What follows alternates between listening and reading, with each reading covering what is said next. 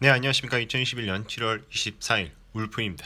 미국 10년물 금리 숏을 치겠습니다. 나락으로 가자, 죽어보자 라는 내용으로 오늘 아침에 주말에는 ETF를 공부하는 날이니까 KB스타 미국 장기 국채 선물 레버리지 상품에 대해서 말씀을 드려보도록 하겠습니다.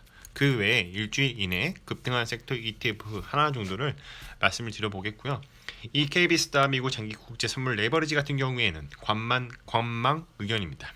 자, 결론적으로 선물 가격 상승에 투자하는 것. 다시 말해서 미 10년물 국채 금리 10년물의 금리가 금리 하락에 투자를 하는 상품입니다. 이 주가 추세상 프리미엄 상단에 닿았지만 조금 이제 추가적인 상승을 좀 기대하는 부분도 있습니다. 이제 시장의 심리가 되게 중요한데요. 이 시장의 심리가 아직까지는 그 델타 변이 이러한 이슈 때문에 추가적인 상승을 기대할 수 있습니다. 다만 이 상품 같은 경우에는 선물 레버리지이기 때문에 대단히 고위험도 상품이라는 거죠.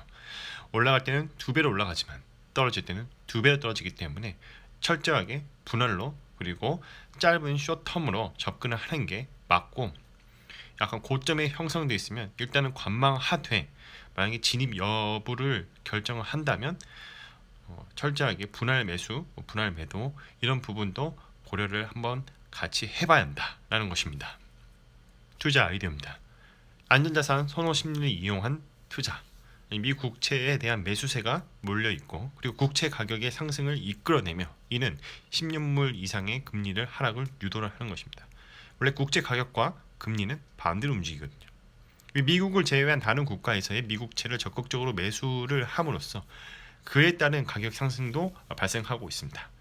다시 한번 말씀드리지만 이 상품은 레버리지 상품이기 때문에 분할로 접근하는 게 중요하고 철저하게 손절도 잘 지켜야 하겠습니다. 발세 메소드입니다. 프리미엄 구간을 닫고 내려올 때 매도를 하는 것이고요. 디스카운트 구간을 닫고 반등을 할 때 매수를 하는 것입니다. 좌우의 동일한 패턴이 나오면 대응을 하는 부분이고, 디스카운트 구간을 뚫고 내려왔을 때는 반드시 손절을 하고 관망을 하는 것이 좋습니다. 바이 포인트, 셀 포인트입니다. 현재 주가 추세상 상단의 고점에 있다. 그러나 이 시장 심리가 현재 매크로 환경이 주가의 추가적인 상승이 나올 수 있는 환경이기 때문에 분할로 접근하는 것이 유효할 것으로 보인다라는 게 저의 생각이고요. 이 설정 이후에 작년 8월달 기준으로 하여 국채 가격이 쭉 떨어지다가 최근에는 델타 변이에 대한 이슈로 국채에 대한 가격이 국채를 매수하는 그러한 부분들이 많아서 국채 가격이 많이 올랐습니다. 이 상품 같은 경우에는 스탠다드 포어스 US Treasury Bond Futures Assets Return Index라는 S&P 다우존스의 인다이스에서 발표하는 또 지수로서 시카고 상품 거래소에서 상장된 미국채 선물 최근 월 종목 가격과 동일하게 연동하는 지수라는 거죠.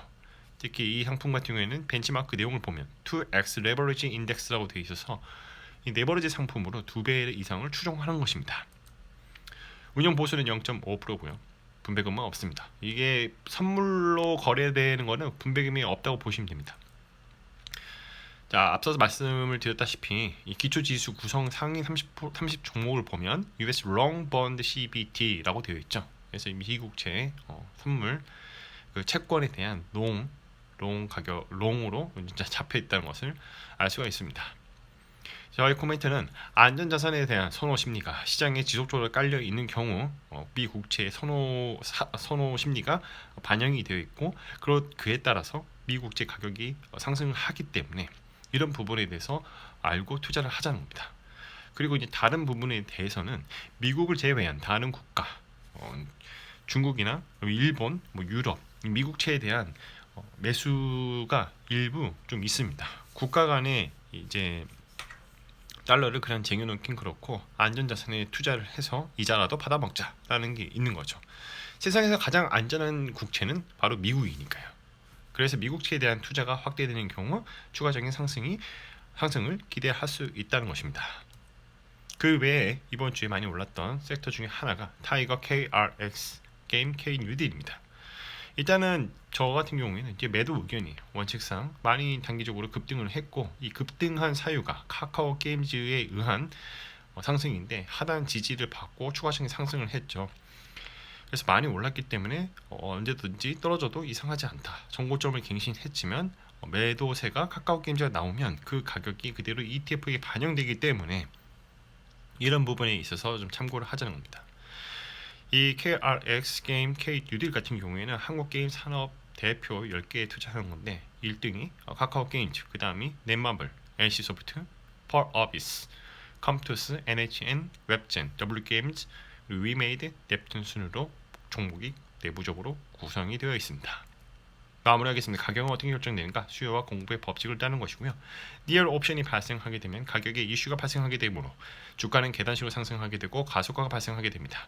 리얼 옵션의 가치가 최대치일 때 가격이 바뀌었으므로 사람들의 생각이 바뀌겠죠. 누군가는 매도할 것이고 누군가는 매수할 것입니다. 그러다가 시간이 지나면 주가의 흐름은 원래의 펀더멘털로 수렴하게 되는데 이를 리얼 옵션 만기라고 합니다. 모든 가격은 시간에 종속되어 있으면 이 세상에는 영원한 것은 없습니다.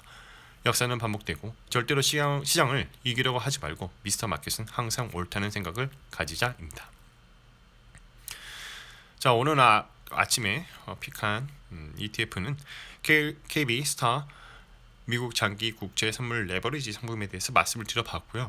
이 선물 가격 상승, 그러니까 금리 하락의 금리 숏에 투자를 한다는 것입니다. 주가 추세상 프리미엄 상단에 닿았지만 현재 매크로 상황에 따라서 추가적인 상승을 또 기대할 수 있다입니다. 컨텐츠가 좋았다면 구독과 좋아요, 알람 설정 부탁드립니다. 오늘도 들어주셔서 감사합니다.